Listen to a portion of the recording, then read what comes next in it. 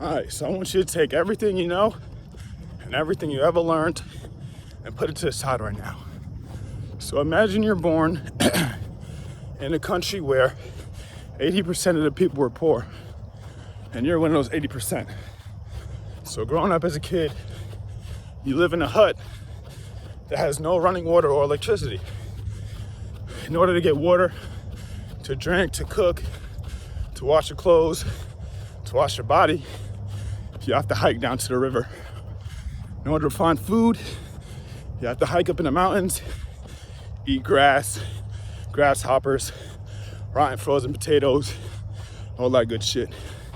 Your house has no electricity.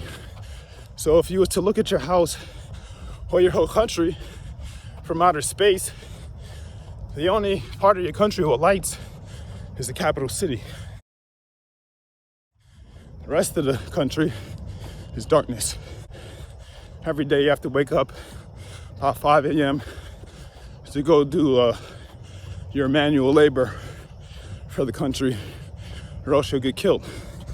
So you grow up, it's time to go to school. Still, you wake up 5 a.m., do your little manual labor stuff. You go to school. During your lunch break, there's no lunch because you don't have no food. So you're just hungry as shit. And after school, you go home, try to find some food, right?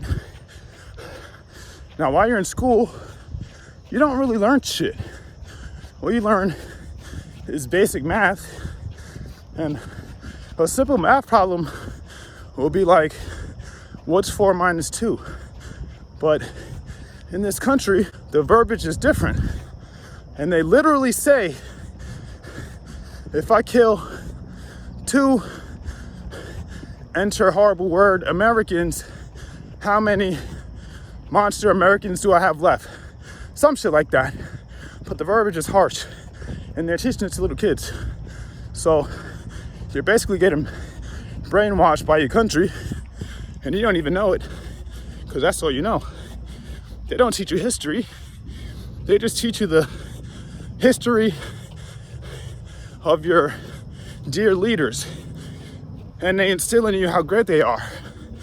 So in this country, there's no, like, the literal words for like love, hobby, stress, trauma, lesbian, gay, homosexual, like all these terms and the concepts don't even exist.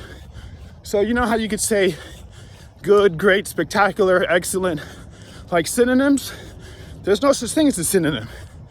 You only have one like adjective word to describe stuff, if that makes sense. So you can't even say I love you to your parents or your spouse or anything, because that concept, that word doesn't even exist. The only term for love is the love that you have to show your dear leaders. So as you're growing up, if you're a man, you have to serve mandatory 10-year sentence in the military. When you're in the military, they still don't feed you. You're still malnourished, still skinny as shit. Everybody in the country about short as fuck because y'all were malnourished growing up.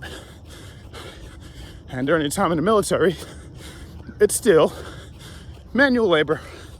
So the whole country makes their money basically off free manual labor from its citizens, which we call slavery. And if you're a female, when you're like 15, 16, there are scouts coming out to all the schools to try to find the best talent. And now I'm not talking about sports. If you're pretty and you meet all the requirements, you'll get selected to go on what they call the pleasure squad. And the pleasure squad's job is to pleasure your dear leaders and the high-ranking military officials. So your specific job could be like a dancer, a singer, a maid at a hotel. You could be a masseuse, where you learn to massage a specific part of your dear leader's body, like the right hand, the left forearm. It's literally that specific, and that's all you know. Or your role could be something sexual in nature, where that's your primary occupation. This is sexually pleasure your dear leaders.